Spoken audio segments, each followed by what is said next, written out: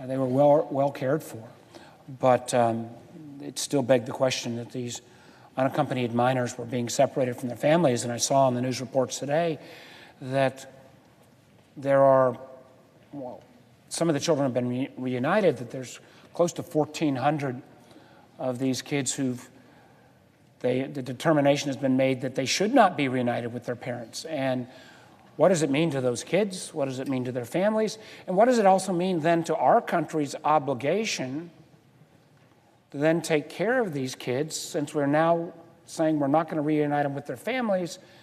And not only from a moral sense, but does that mean we've picked up a long-term obligation on these children that if there had been a really thought-through policy, I think we would have had some of these answers on the front end. So I join my colleagues on both sides of the aisle who want to get to a bipartisan solution set here. I think the images that have been etched on so many Americans' minds when they saw the images of children being separated from their moms and dads at such an early age actually led to a moral gag reflex.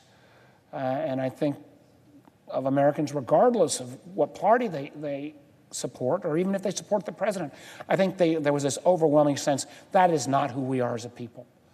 And I'm willing to meet anyone halfway to make sure that both these kids who've been separated are reunited, but more importantly, that our country is never again put in this circumstance where we are, in a sense, put on stage not only for the balance of the American people, but for the rest of the world.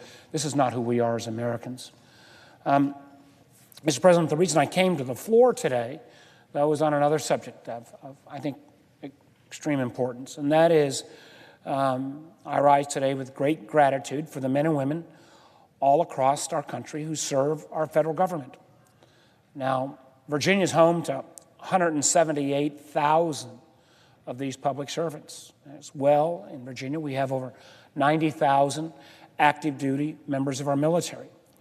And while many of our federal employees in Virginia live in the DMV or in the greater capital region, the truth is, even in a state like ours, even in the Commonwealth of Virginia, 79% of our federal workers live outside the Beltway.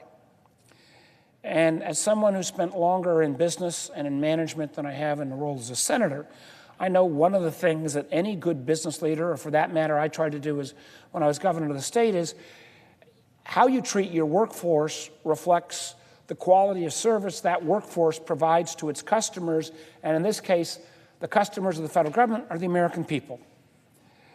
And the work of our federal government and the way our federal government invests in its workforce, the way we manage and invest in human capital is not by any means a partisan, or for that matter, coming from the Commonwealth of Virginia, a state with so many federal workers, it's not by any means a parochial issue. This is an issue that impacts all Americans who pay taxes, who follow our laws, and expects the federal government to work for them and to work well in an efficient manner.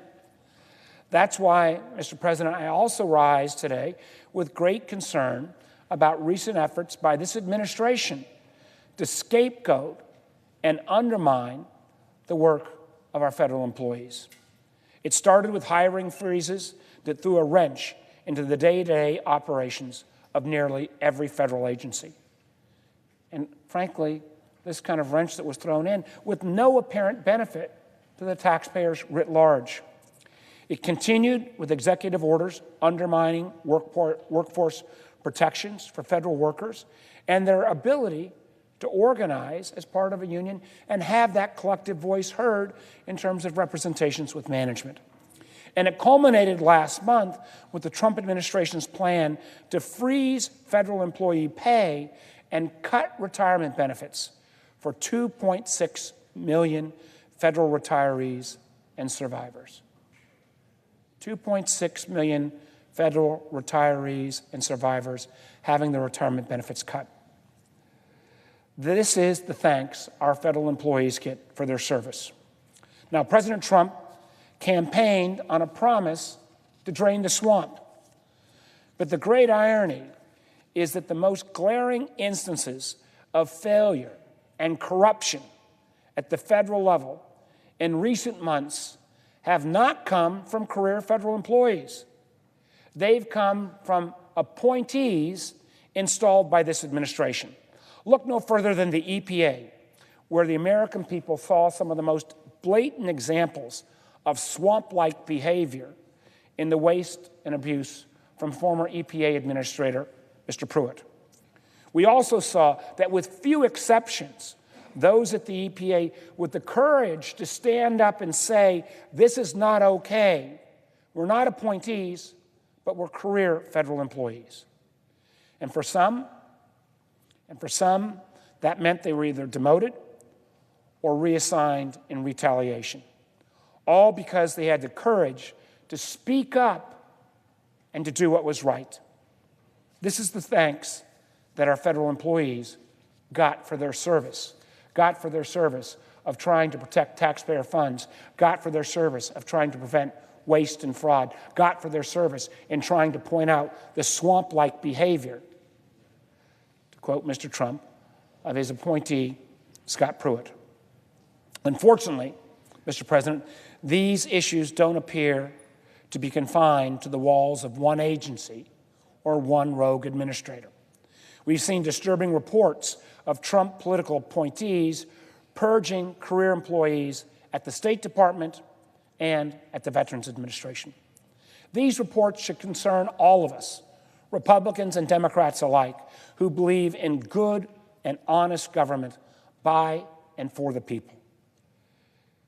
Now, my hope is that we can stop this ongoing onslaught on our federal workforce. We will have differences. But as, again, somebody who spent longer in business than I have in government, if you want your workforce to do well, you need to reward those who do well, challenge and penalize who don't perform, but not take these broad brush strokes that unfortunately have come out of this administration, frankly undermining both the performance and the morale of federal employees who serve day in and day out without a lot of recognition. Now, before I close, I want to make another comment on this subject, because one part of our federal government, in particular, where naked partisanship not only functions our government, but really functions the rule of law itself. What I'm speaking about, of course, is about the attacks ad hominem, for the most case, against our federal law enforcement agencies and our intelligence community. The intelligence community, as we know, was founded 71 years ago tomorrow, when President Truman signed the National Security Act. That date, July 26th, also marks the 110th birthday of the FBI, as well as Intelligence Professionals Day, a time to show our gratitude to those brave men and women who keep us safe every day. If only that gratitude, that I know is shared by people on both sides of the aisle, were shared by our current commander-in-chief. Unfortunately, in the months since Russia attacked the very institutions of our democracy, we've seen some of the most bizarre reactions from the president and his allies. Instead of uniting our country behind the cause of defending democracy and bringing our adversaries to justice, this president has led an all-out attack on the credibility of the FBI, the Justice Department, and our intelligence community. Demeaning career FBI officials who've saved countless American lives over their careers, impugning the motives of Special Counsel Mueller, perhaps the most respected federal lawman of this generation. Worst of all, we saw the President of the United States stand on stage with Vladimir Putin last week and publicly side with Putin over the career men and women of our intelligence community, many of whom risk their lives on a daily basis in order to keep our country safe. This is the thanks they get for their years of service, oftentimes particularly folks in the intelligence community who serve without any recognition. Mr. President, the men and women of the FBI, the Department of Justice, and the intelligence community deserve better. All of our public servants deserve better than what we've seen from this administration. My advice for this president, if he's really serious about draining the swamp, is to leave our federal employees alone and take a good look at some of the folks that he's appointed within his own administration. Thank you, Mr. President, and I yield back. President. Senator from North Carolina.